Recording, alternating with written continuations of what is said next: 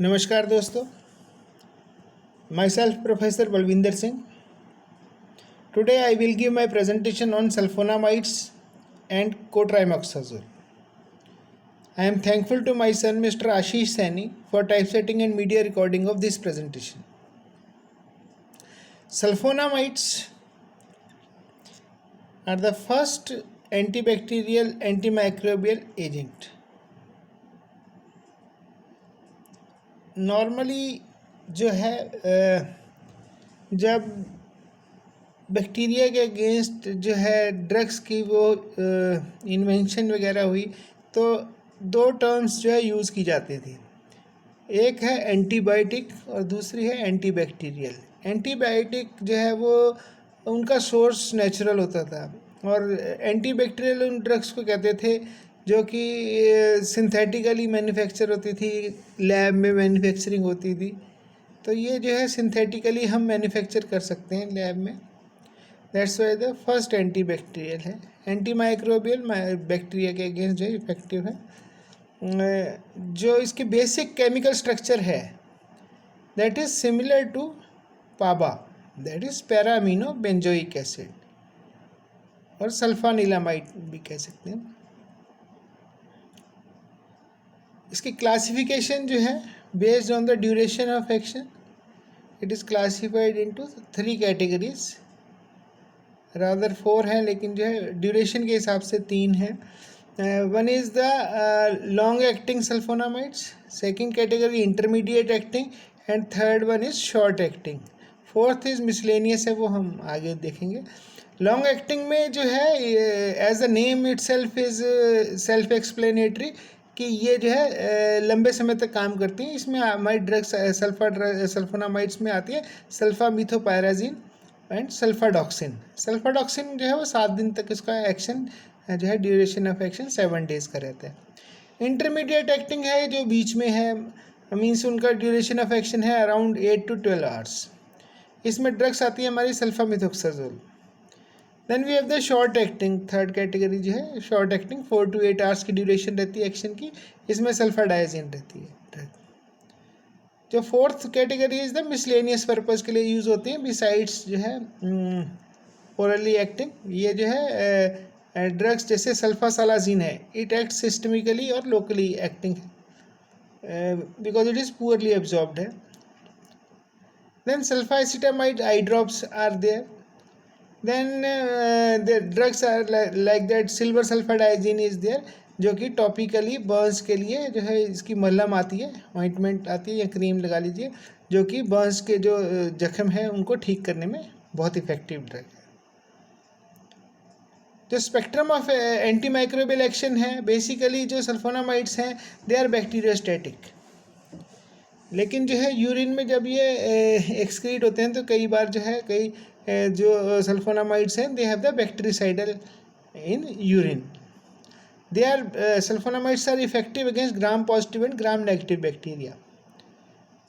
These are the certain जो gram positive और gram negative bacteria की लिस्ट है, जैसे स्ट्रेप्टोकोकाई पायोजीन्स है, H influenzae, H ducreyi, E coli या Escherichia coli, Shigella, Salmonella, Vibrio cholerae, Proteus, trachoma, chlamydial infection is there.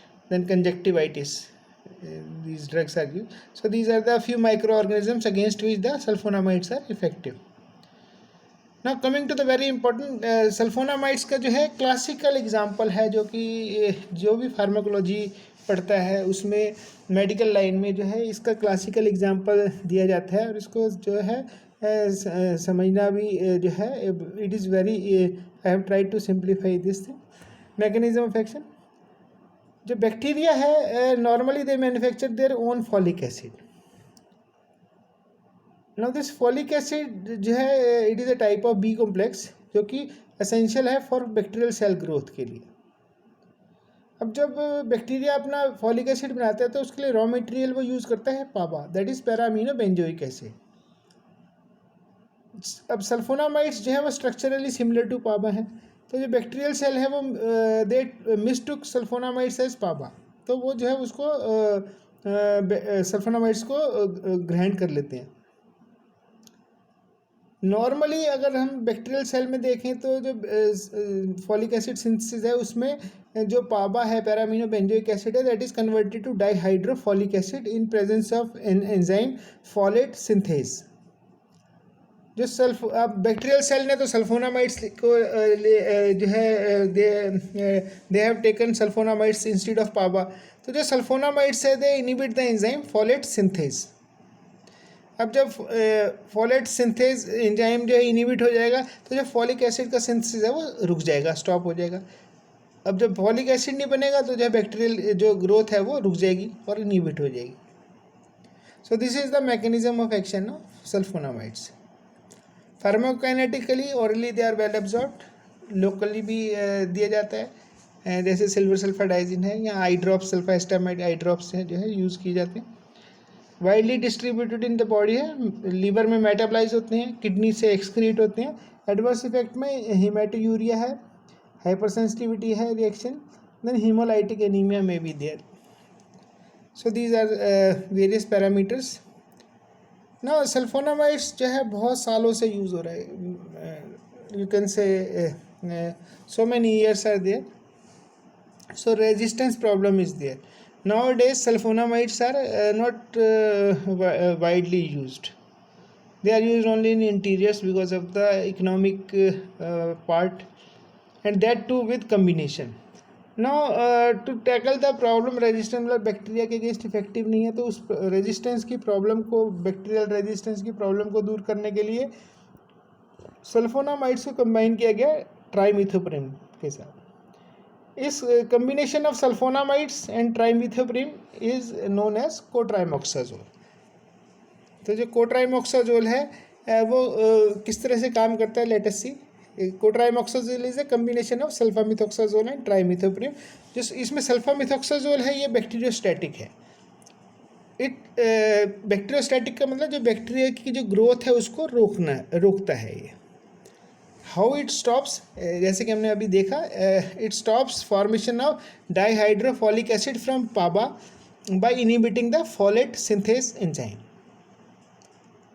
अब एक step जो है इसने यहाँ पे फर्स्ट स्टेप पे जो है सल्फामिथोक्साजोल ने अपना एक्शन दिखाया, लेकिन जो है वो रेजिस्टेंस है, प्रॉब्लम है, बैक्टीरिया उससे रुक नहीं रहा, उसकी ग्रोथ नहीं रुक रही।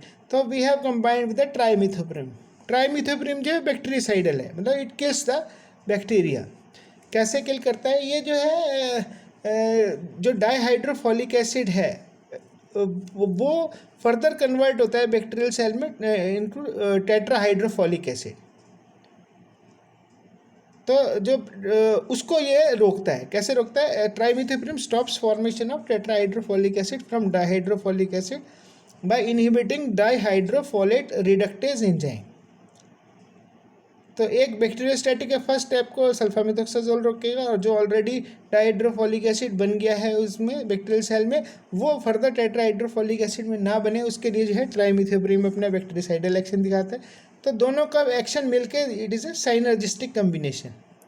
तो ultimately they finally stops the folic acid synthesis, और बैक्टीरियल जो ग्रोथ रुक जाती है।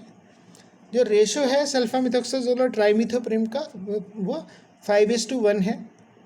लाइक अगर ट्राइमिथोप्रिम 80 मिलीग्राम है तो सल्फामिथोक्साजोल 400 mg, 80 × 5 400।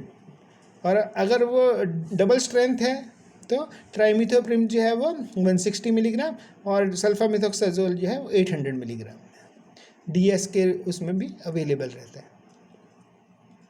They are used, combination जो है बेसिकली यूज़ किया जाता है रेस्पिरेटरी ट्रैक्ट इन्फेक्शंस के लिए, upper respiratory tract infection and lower respiratory tract infection.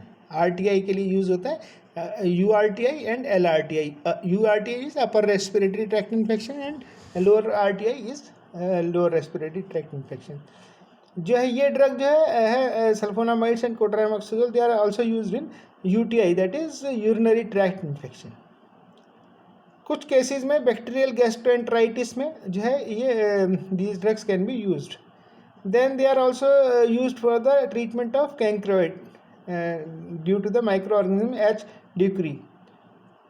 It is chancroid is a sexually transmitted disease. तो उसमें भी there are so many other diseases, but basically देखा जाए तो because of the recent drugs, antibiotics, safer option, better spectrum, these drugs are not very widely used nowadays.